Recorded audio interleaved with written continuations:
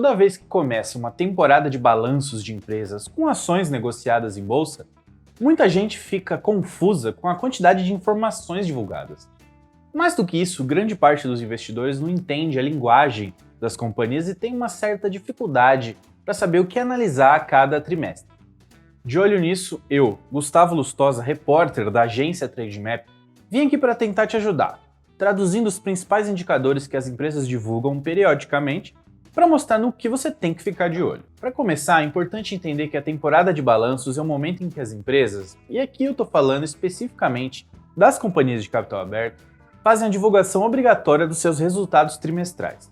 Esses balanços dão uma ideia do desempenho das companhias nos 3 meses analisados, e também do ano completo, quando é o caso do 4º trimestre. O investidor fica por dentro dos números, das estratégias, pode comparar os resultados com as expectativas de analistas do mercado financeiro que acompanham as companhias e, em muitos casos, tem uma ideia das expectativas da empresa para os trimestres seguintes. Mas ok, uma empresa que você acompanha divulgou um balanço. E agora? Você vai se deparar com um documento cheio de listas, tabelas, gráficos e até imagens, mas olha, tenha muita calma. Existem alguns indicadores que o mercado olha com mais atenção, vamos dizer.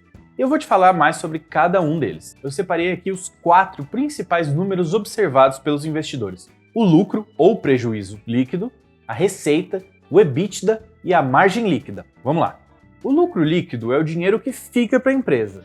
É a diferença entre tudo que a empresa conseguiu arrecadar naquele período, ou seja, a receita, e os custos que ela teve. E os custos aqui não são apenas o que ela comprou para produzir ou a conta de energia, por exemplo. Podem ser também as dívidas pagas no período, os impostos e o dinheiro que a empresa perde com a desvalorização de seus equipamentos. Mas olha, presta muita atenção, porque as companhias podem apresentar esse indicador de lucro de umas formas diferentes. É muito comum a gente abrir um balanço e deparar com o lucro líquido ajustado, por exemplo. Cada empresa faz o seu ajuste de um jeito específico. Mas geralmente no próprio balanço tem uma linha fina bem pequena explicando ao que ele se refere. O ajuste pode ser tanto para cima, melhorando o lucro, ou para baixo, piorando o resultado. Pode ser a venda de algum ativo, alguma provisão, alguma receita não recorrente ou até mesmo o pagamento de bônus a funcionário. A ideia, no fim das contas, é fazer com que o resultado do lucro não seja distorcido por um evento não recorrente. Por exemplo, se um conglomerado vende uma das suas empresas, a grana arrecadada vira lucro e aumenta o resultado final. Mas não é sempre que se vende uma companhia. Então o ajuste serve para fazer com que o resultado não seja ilusório, vamos dizer assim, para o investidor. Mas opa, peraí, é preciso lembrar que nem sempre a empresa vai dar lucro.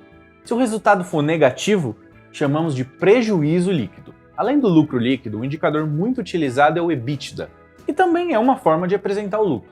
Mas é um lucro que está mais ligado à operação do negócio em si, porque ele exclui das contas as despesas que a empresa tem que não estão ligadas à atividade exercida. Por exemplo, uma companhia que produz carros compra pneus para sua produção. Isso é um custo que está ligado à atividade de produção de carros. Mas o pagamento de impostos não, afinal toda empresa paga imposto, não importa o setor que ela esteja. O EBITDA serve para mostrar qual seria o lucro da empresa se não houvesse todas essas despesas que não estão relacionadas ao negócio.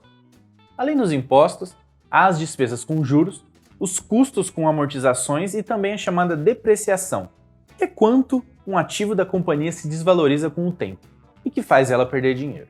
A ideia ao analisar esse EBITDA é saber qual que é a capacidade que a operação da empresa tem de gerar caixa apenas com a sua atividade. Agora que você entendeu o conceito, vai ficar mais fácil entender o que significa o termo EBITDA, que nada mais é do que uma sigla em inglês para lucro antes de juros, impostos, amortização e depreciação. Outro indicador super importante é o da receita líquida, que equivale aí ao faturamento bruto de uma empresa após as devoluções e os descontos concedidos aos clientes. Ela pode ser dividida entre receita operacional, que é a soma das vendas dos produtos da companhia, a receita não recorrente, que é resultado de um evento que não se repete, como a venda de um dos ativos da tal empresa.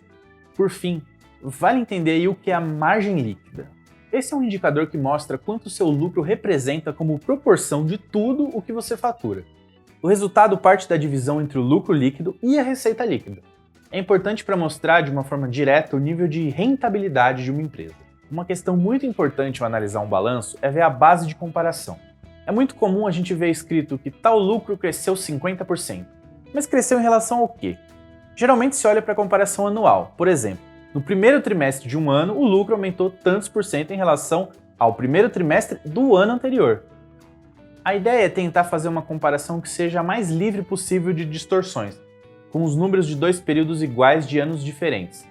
Seria injusto comparar o lucro de uma empresa do varejo na época do Natal, quando as vendas são sempre maiores, com o resultado de um outro intervalo do ano que não tem o mesmo incentivo ao consumo. Bom, agora você já está por dentro dos principais indicadores de um balanço. Para acompanhar de perto os resultados trimestrais das companhias com ações negociadas na bolsa, te convido a ficar de olho na agência TradeMap. Por lá, a gente sempre faz uma cobertura completa das temporadas de balanço, mostrando os principais resultados das empresas nas quais você investe. Até mais!